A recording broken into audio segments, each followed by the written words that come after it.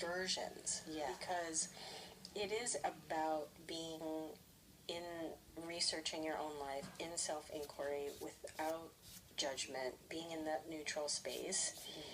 And if he had at any moment in time, tossed any of these letters because he just felt like, oh, I don't want anybody to see this, it's not finished, or it's not what I really think, we would have lost so much. I mean, it's such a valuable thing to have all of the progression here. Yeah. And I think that's also why we thought this was important, is that we are all in process, we're all becoming, and none of it looks perfect, but all of it put together at some point really points to that direction that he's talking about. I think in your practice of just trying to express whatever is coming up for you in the moment, over time, saving that, looking back on it, you will start to see what things are important to you, what themes bubble up to the surface, how you hone that vision over time. And I think it's all of our work to really find out who we are, because if we can kind of show up in a more authentic way, it just adds much more value and joy and quality to the world. Yep. All right. Well, thank you, everybody, and jot down those ideas and those thoughts. And if you want to share them with us, please email us at hello@brucelee.com.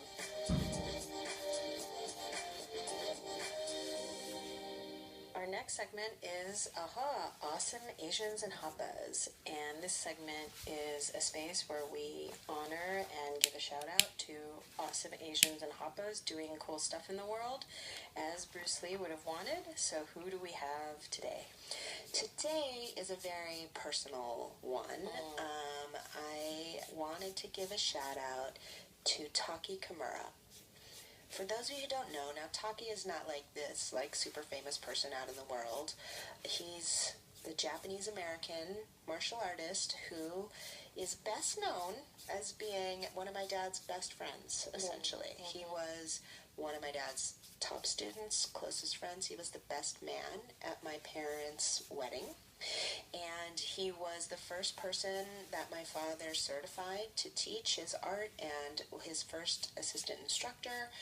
And he was one of the pallbearers at my father's funeral. He was, just one of our family's best friends.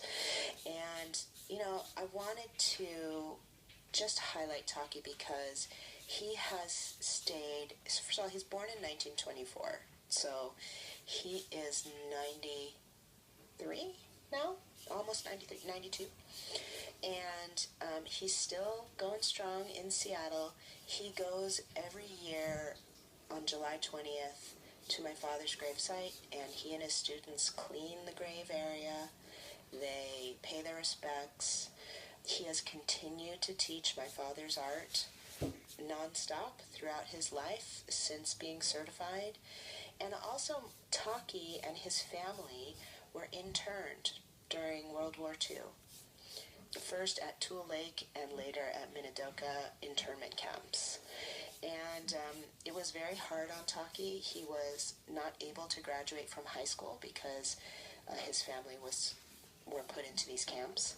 And when he emerged from the camp, he was very broken and downtrodden, and he lacked motivation because he didn't have a high school degree and he didn't know what to do.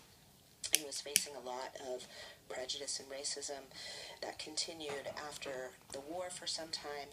And then he met my father when he was in his mid-30s. And my dad was 18. Wow. And they just hit it off immediately.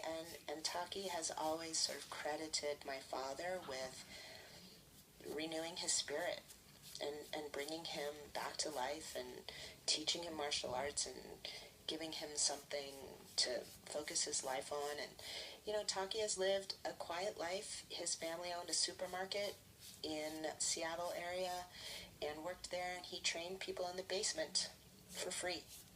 Always for free. All this time. So I just wanted to say you're a beautiful human being, a beautiful man, a dedicated man, such a wonderful friend to my family, and you're awesome. Thank you. You're awesome, Taki. And now it's time for a Bruce Lee moment. A Bruce Lee moment is a moment in your life, or several moments in your life, when my father's philosophy may have spoken to you in a very clear way that motivated you in some way, inspired you in some way, or just woke you up in some way. So who is our Bruce Lee moment? Our Bruce Lee moment today comes from Felix Sin from Hamburg, Germany. Wow.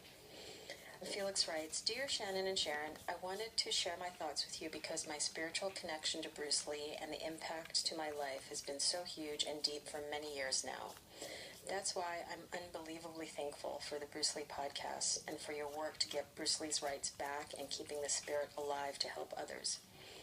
As I listened to the podcast the first time, a new world opened to me, and it was like a missing part which I was searching in my heart all the time. So first of all, I have to tell you that there's no single Bruce Lee moment in my life. There are probably hundreds of it, so it's much bigger than one moment. I moved away from my family and friends, South Germany, up north to Hamburg, where I'm going on my own way and where I'm founded my company. And I'm not only working on the company, but also on myself and on being myself, which seems to be a lifetime challenge. I am 28 years old now, and there's nobody who I could copy, nobody who tells me what to do, and no mentor. And although I did not know too much about Bruce's person, I felt his philosophy. It felt like some of his spirit lives in me all the time. And now I hear all the information about him and his philosophy in the podcast. It is like you would tell me all these things that I already had in my heart, but just couldn't express in words like Bruce did. Now I can finally try to get a clear understanding about him and his philosophy, and he seems to be more available as a mentor. But not only as this, as I am born 1988, I'm second generation, the Bruce Lee spirit also connects me with my father. He was also a fighter and a Bruce Lee fan when he was young, when martial arts came around the globe. I think it must have been the 80s when he bought a Bruce Lee necklace. Now I have got it since I was a child, and I treat it like my treasure. This is a thing in real life which represents Bruce Lee's spirit for me and which helps me with my Bruce Lee moments whenever I need to be brave and strong in trying to empty my mind. Enclosed, you will see a picture of me and the necklace. I'm pretty sure that I will give this necklace to my son and hope my son will also feel the spirit. So I can just ask you for continuing with your work, and once again, thank you very much. Greetings from Hamburg, Germany, Felix Sin. Thank you, Felix. Beautiful. Yeah.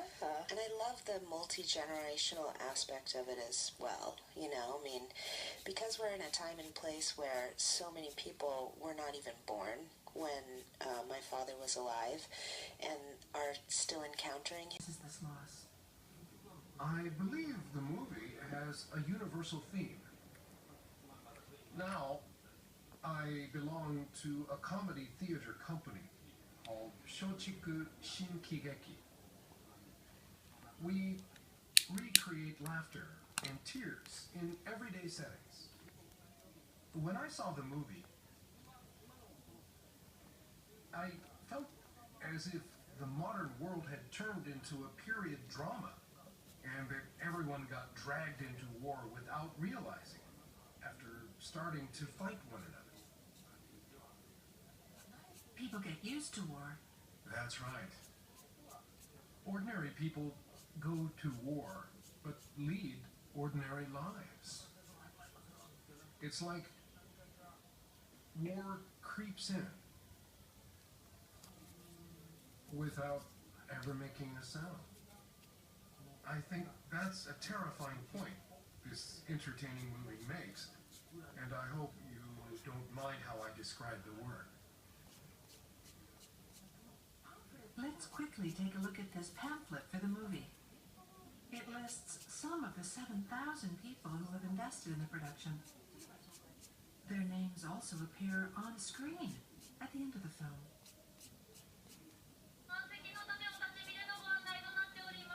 The producers took an unconventional route to finance the project. They used crowdfunding to solicit numerous small investments from ordinary people. £7,000 people invested a total of more than $600,000. Many have said they were moved by the original manga. Many also live in Hiroshima. Without these funds, the film could not have been made. I think support for the movie quickly spread. Satoshi Morimoto contributed about $90.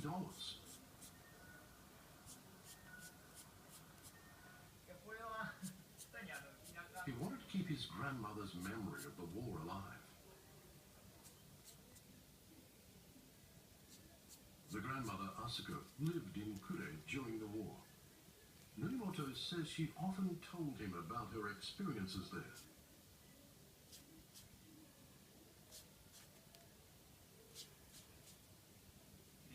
My grandma said she could almost see the face of a U.S. fighter plane gunner as he fired his weapon.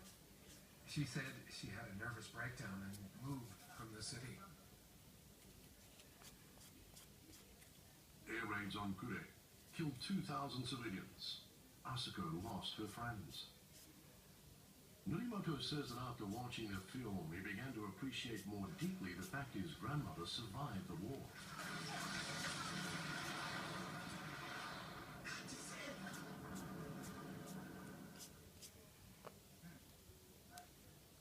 He thinks he can trust the film to pass on his grandmother's experience to his one-year-old daughter in the future. The life we have now, our families, everything could suddenly be lost. Not just through war, but in a natural disaster or through illness. The movie's heroine and my grandmother both love to laugh. I hope that we can also be like them, enjoying our lives today with plenty of smile. なんじゃあの雲は。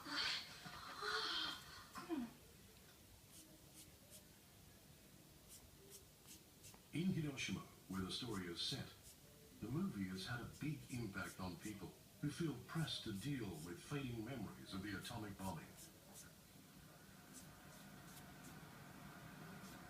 もう新井さんの体にずーっというですね、ものすごい衝撃を新井さんは感じたんだそうです。Koi Watanabe is a storyteller at the Hiroshima Peace Memorial Museum. He's alarmed by the deaths of A-bomb survivors, whose stories he tries to pass on. Watanabe says the movie has given him hope that it's possible to reach out beyond generations.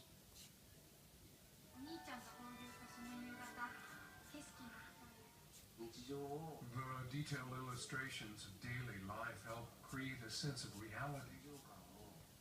The story strongly appeals to audiences. The message sinks into their hearts. That's something I could really use in my storytelling. Others were surprised the movie has